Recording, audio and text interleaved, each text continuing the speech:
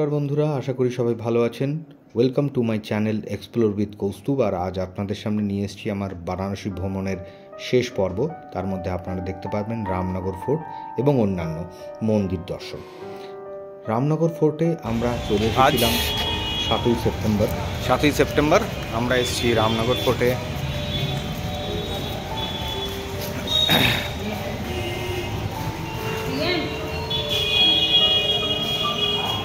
যেখানে যেখানে ক্যামেরা এলাম আমি সেই মতো দেখাবো।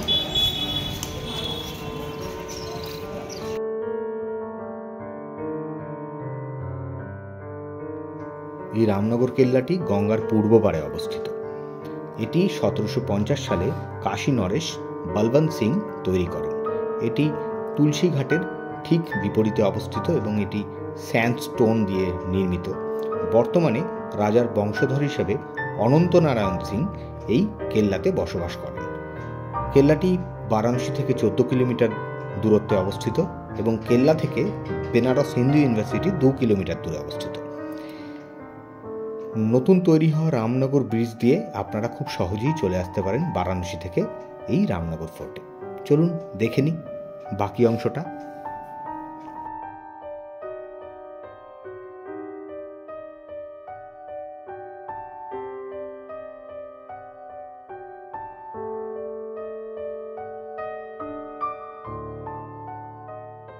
এই হচ্ছে রামনগর ফোর্টের গঙ্গার পাড়ের দিকটা,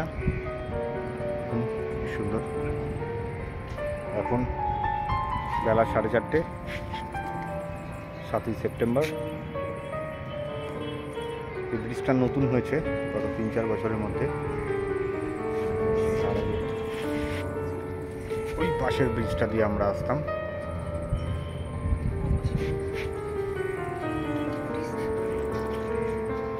পাশের এই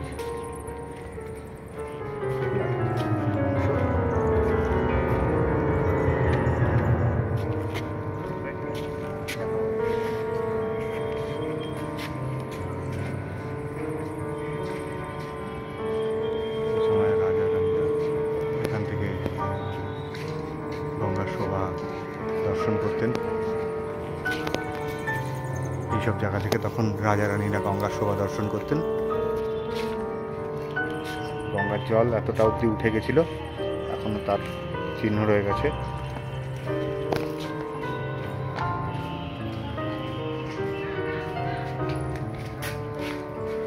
রাজ আমলের শিবের মন্দির।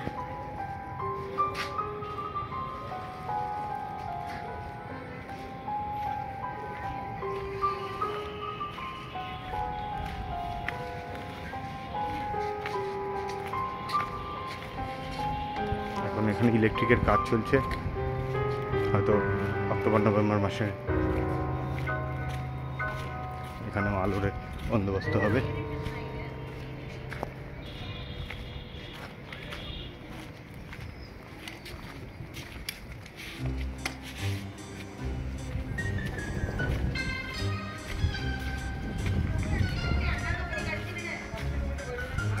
কাঠ বেরালি এখানে।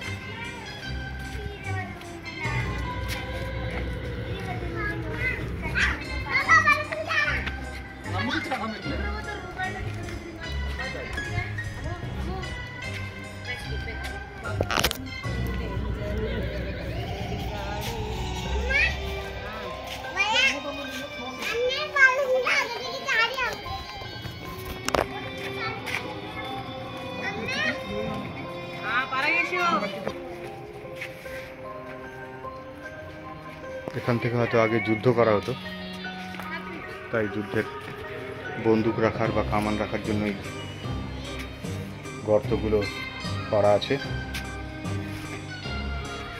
এখান থেকে লুকিয়ে লুকিয়ে হয়তো কেল্লার এই অংশ থেকে যুদ্ধ করা হতো।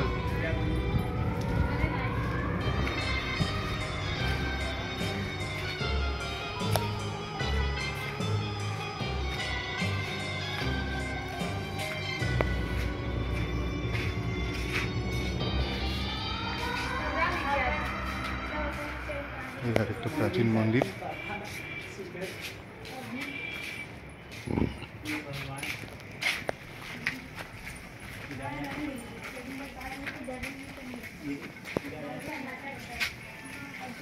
আরেকটা প্রাচীন মন্দির।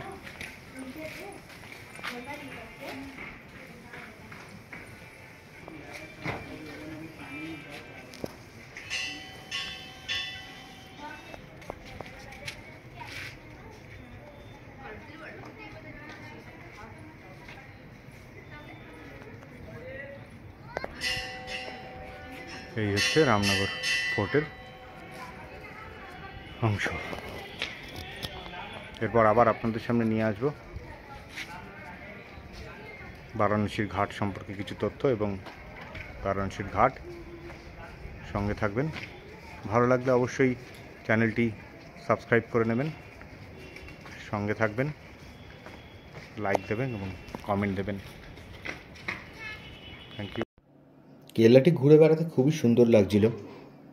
অতীতের বিভিন্ন স্মৃতি, বিভিন্ন ঘটনা যেন চোখের সামনে আস্তে আস্তে ভেসে উঠছিল। এরপর আমরা চলে গেছিলাম লাল বাহাদুর শাস্ত্রীর বাড়িতে। সেখানে একটি মিউজিয়াম করে রাখা আছে, যদিও বন্ধ থাকার কারণে সেখানে আমরা ঢুকতে পারিনি। এরপর আমরা চলে এসেছিলাম বেনারস হিন্দু ইউনিভার্সিটি এবং বিড়লা মন্দিরের সামনে, কিন্তু চন্দ্রগ্রহণ থাকার কারণে বিড়লা মন্দির তখন বন্ধ ছিল।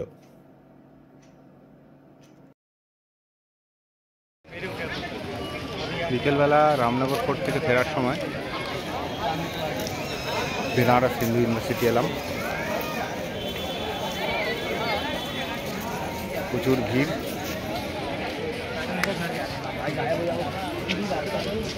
সামনে মদন মোহন মালবিয়ার এখানে স্ট্যাচু।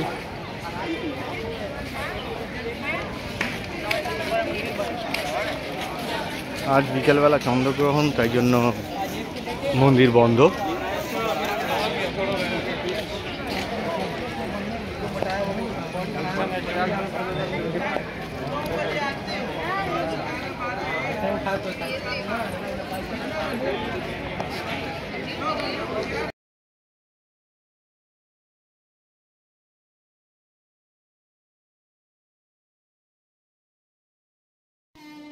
বিড়লা মন্দির থেকে এখন আছি আমরা কেদারঘাটে। ছিলাম কেদারঘাটে, সব নৌকো পাড়ে দাঁড়িয়ে, এখন নৌকো পরিষেবা চালু হয়নি। কারণে কেদারঘাটের ইলেকট্রিক পোল অর্ধেক ডুবে, কিন্তু আমরা একটু গঙ্গার শোভা ঘাটের থেকে জল এখনো সম্পূর্ণভাবে নামেনি, তবে অনেকটাই নেমেছে।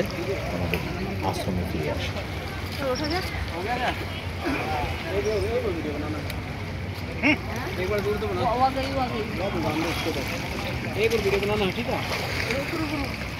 এই হচ্ছে কি ক্রুজ।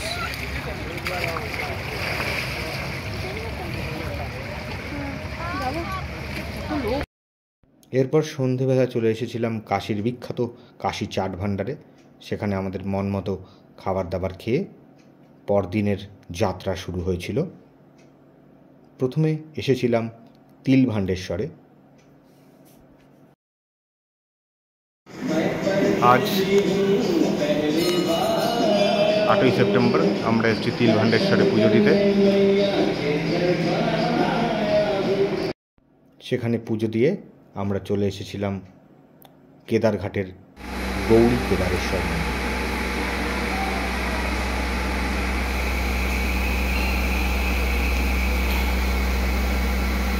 এই হচ্ছে তিল ভাণ্ডেশ্বর।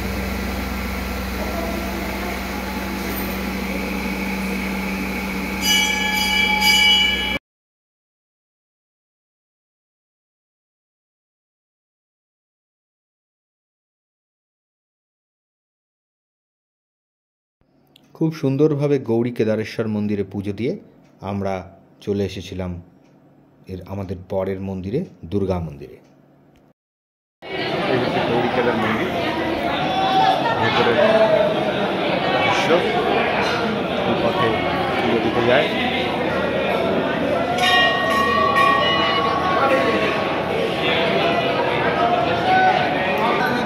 এই পথে গঙ্গা।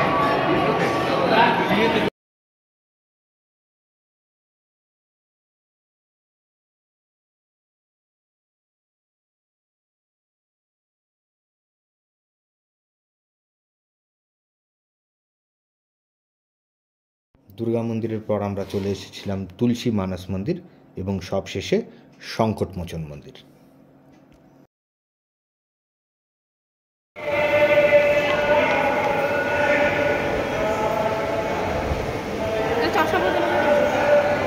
তুলসীঘাট।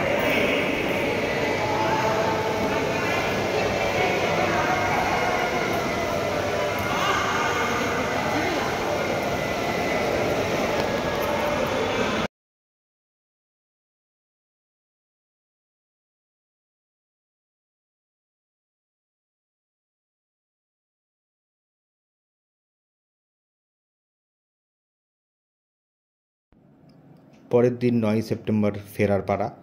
সকালবেলা কিছু ধর্মীয় কাজ করার জন্য আমরা চলে এসেছিলাম দশাশ্বমেধ ঘাটে।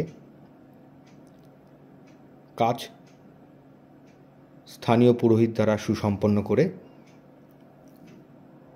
আশ্রমে এসে প্রসাদ গ্রহণ করে বিকেলবেলা আমরা উঠে পড়লাম আমাদের পূর্ব নির্ধারিত পাঞ্জাব মেলে।